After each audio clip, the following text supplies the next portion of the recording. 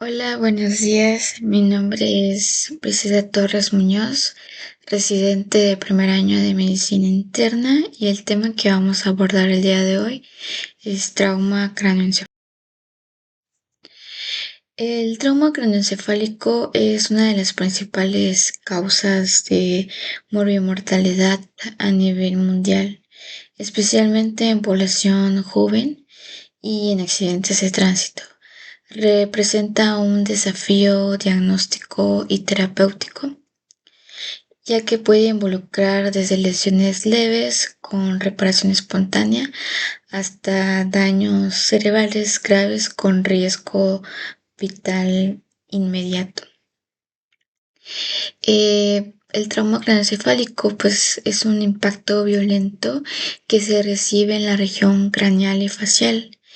Y pues aquí el médico de urgencias, que es el médico de primer contacto que está con estos pacientes, pues debe controlar el manejo diagnóstico y terapéutico, así como los signos de alarma. Forma también parte en el contexto de un paciente traumatizado.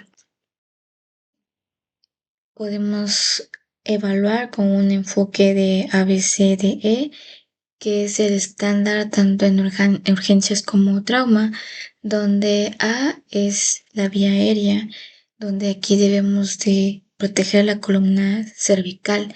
Aquí evaluamos la permeabilidad. Debemos hacernos la pregunta de si el paciente habla, hay obstrucción por sangre, vómito o cuerpos extraños. Protege la columna cervical con una inmovilización rígida desde el primer contacto con collarín.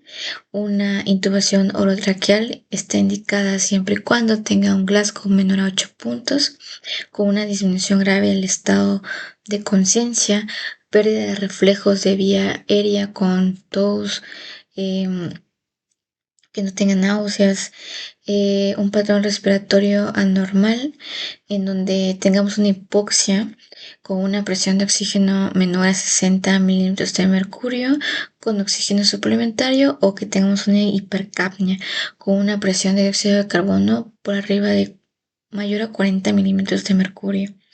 Que tenga agitación o convulsiones que comprometan la vía aérea también es algo que debemos de evaluar en esta parte de, de la clasificación del TCE. Y pues evitar una intubación nasotraqueal por riesgo de fracturas de base de cráneo. En cuanto a la parte B, que es la de breathing, de ventilación, hay que administrar oxígeno suplementario a alto flujo con mascarilla reservorio. Monitorar siempre la saturación para que se mantenga por arriba del 94%. Controlar un patrón respiratorio donde la respiración irregular o de Cheyenne-Stokes puede sugerir hipertensión intracraneal. Una hiperventilación transitoria con un dióxido de carbono de 30 a 35 milímetros de mercurio, solo si hay signos de herniación cerebral inminente, como anisocoria, deterioro brusco de Glasgow. Evitar una hipocapnia prolongada también puede reducir el flujo sanguíneo cerebral. La C, donde aquí vamos a evaluar lo que es la circulación, donde vamos a evaluar pulso, presión arterial y perfusión periférica. Una hipotensión en trauma craneoencefálico es señal de mal pronóstico, ya que las tensiones arteriales sistólicas objetivos entre 50 y 69 años es que esté en 100 milímetros de mercurio, y en el resto de los adultos que esté en 110. Hay que iniciar líquidos cristaloides y evitar soluciones hipotónicas por riesgo de edema cerebral. La D es de déficit neurológico, donde aquí entra la escala de Glasgow para evaluar apertura ocular, respuesta verbal y motora. Las pupilas, aquí vamos a ver lo que es el tamaño, reactividad anisocoria que puede sugerir herniación, signos neurológicos focales como hemiparesia, convulsiones, posturas de descerebración y una glucemia capilar para descartar hipoglucemia como una causa de alteración del estado mental, y la E, que es la exposición, que aquí es donde evaluamos completamente al paciente buscando otras lesiones traumáticas como fracturas, heridas. También prevenimos la hipotermia al usar mantas térmicas o fluidos templados. También evaluar heridas en cuero cabelludo y base del cráneo, como el signo de Battle, ojos de mapache, otorraquia o rinorraquia. Bueno, el trauma craneoencefálico sin fractura craneal es el más frecuente, de carácter banal, no se acompaña de una pérdida de conciencia transitoria ni de alteraciones neurológicas. El trauma craneoencefálico con fractura craneal está asociada a una fractura lineal con una deformación elástica en el 80% de las fracturas craneales.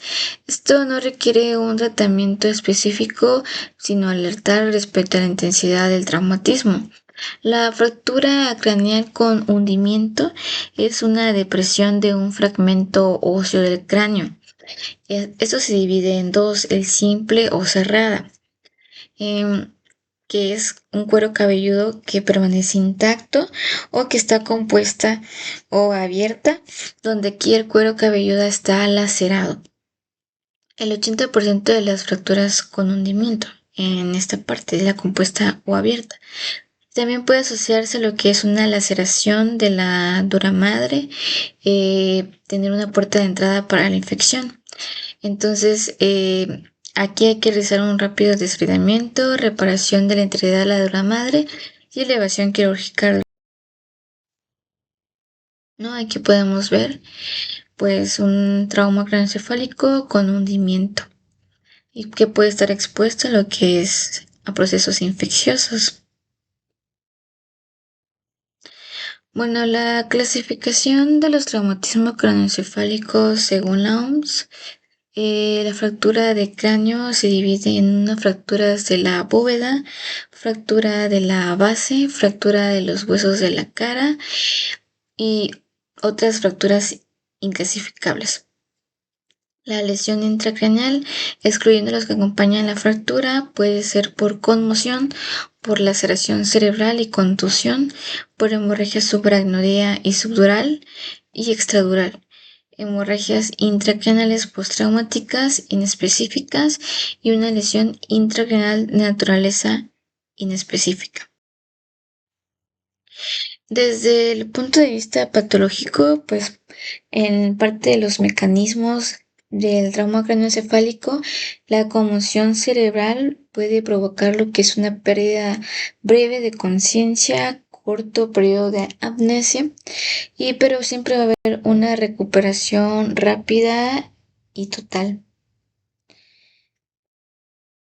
Y bueno, en una contusión cerebral, pues es donde va a haber un contacto entre superficie cerebral y el interior del cráneo. Y la lesión cerebral difusa, pues aquí se va a observar lo que es blanca. Para el diagnóstico, pues de un trauma siempre va a haber una pérdida de conciencia transitoria inicial, una amnesia o cefalea, va a haber alteración del estado de conciencia valorado con la escala de coma de Glasgow, va a haber signos de hipertensión intracraneal y de déficit neurológico focal, y también va a haber fracturas craneales que se van a observar mediante radiografía, contusiones o heridas en el cuero cabelludo y hemorragia. Hay que hacer una correcta anamnesis, donde debemos de preguntar dónde fue el accidente, si hubo síncope o hubo una crisis epiléptica. Si fue un accidente, a través de qué mecanismo de alta energía, como atropello o caída de más de 1 metro. Si hubo pérdida de la conciencia, preguntar al paciente si en algún momento se despertó o es capaz de relatar pues todos los hechos después del golpe. O si hubo pérdida de la conciencia, ¿cuánto tiempo? Por lo regular, si hay una pérdida de conciencia más de 15 minutos, hay un mayor riesgo de presentar lesiones. si ha vomitado, si ha tenido cefalea global o solo dolor en la región contusionada, si tiene dolor o contractura cervical, parestesias o déficits focales, si ha tomado algún medicamento, antiagregantes, anticoagulantes, droga o alcohol, si tiene amnesia, ya que para algunos autores la amnesia postraumática es el mejor índice para valorar la gravedad de la lesión cerebral difusa secundaria al traumatismo. Muy bien, en exploración física debemos de inspeccionar la cabeza del paciente, detectando signos de lesiones como laceraciones u hundimiento. También datos exploratorios generales como los signos vitales, la frecuencia cardíaca y la presión arterial, que aquí nos pueden indicar una hipotensión terminal en un evento terminal o una evidencia clínica de herniación cerebral.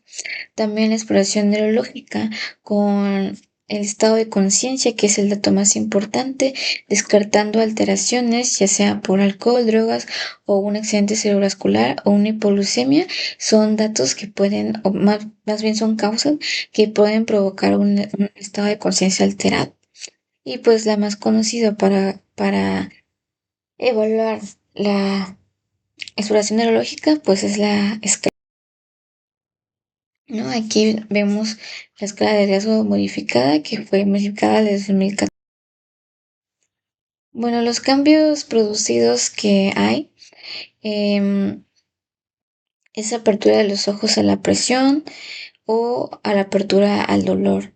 ¿No? En los otros cambios producidos es en lo verbal, donde hay palabras inapropiadas, sonidos incomprensibles o solamente palabras o sonidos. O el estímulo a emplear el músculo trapecio y arcos supraorbitarios.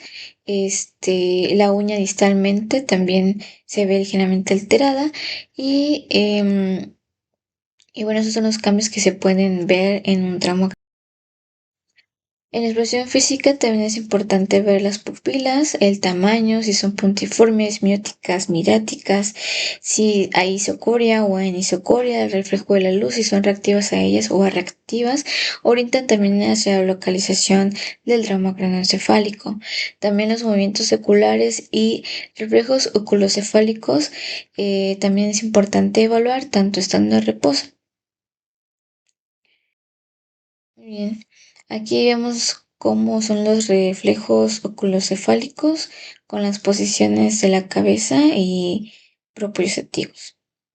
Y también los reflejos oculovestibulares, que son térmicos laberínticos. Esto se puede hacer con agua fría o con agua caliente. Esto más que nada nos ayuda a evaluar si el tallo cerebral se mantiene intacto. También hay que ver si tiene reflejo nauseoso, independientemente del estado de conciencia, no debe utilizarse como único signo para valorar el aislamiento de la vía aérea. La hipertensión craneal después de un trauma indica la existencia de un hematoma intracraneal, edema cerebral o ambos. La hipertensión craneal también se puede diagnosticar con una cefalea que se agrava con el esfuerzo, con vómitos que no suelen precederse de náuseas, con edema de papila, con paresia de sexto par craneal, con disminución del estado de conciencia, en los cardiovascular con aumento de la presión arterial y bradicardia, y respiratoria con la respiración irregular de Cheyenne-Stone. Bueno, ante las versiones complementarias, se que es una radiografía de columna cervical, todo paciente con un Glasgow inferior a 15 minutos, perdón, un Glasgow menor a 15, con parestesia en las extremidades o en cualquier otro déficit neurológico, intoxicaciones, traumatismo de alto impacto y un ataque de columna cervical también podría ayudar. Hay que realizar un hemograma y biometría hemática sanguínea que incluya los parámetros habituales, concentración de proteína que es liberada al torrente sanguíneo cuando se produce una lesión traumática de encéfalo. También la determinación de copeptina, que son marcadores pronósticos del resultado funcional Entre las complicaciones más frecuentes se encuentra el hematoma epidural, donde se caracteriza en el que el paciente tiene un periodo lúcido de 1 a 24 horas, seguido del rápido deterioro del nivel de conciencia. No hay cefalea, solamente hay agitación, vómitos, vértigo o el hematoma subdural agudo es si es menos de 72 horas tras un trauma craneoencefálico o subagudo si es de 4 a 21 días. ¿No? Crónico si se presenta este hematoma después de los 21 días tras el trauma craneoencefálico. La hemorragia subaracnoidea también puede ser una de las complicaciones de TCE, donde va a haber un deterioro progresivo del nivel de conciencia en los días anteriores. El hematoma intraparenquimatoso, también la clínica depende mucho de la localización e incluso pueden ser asintomáticos.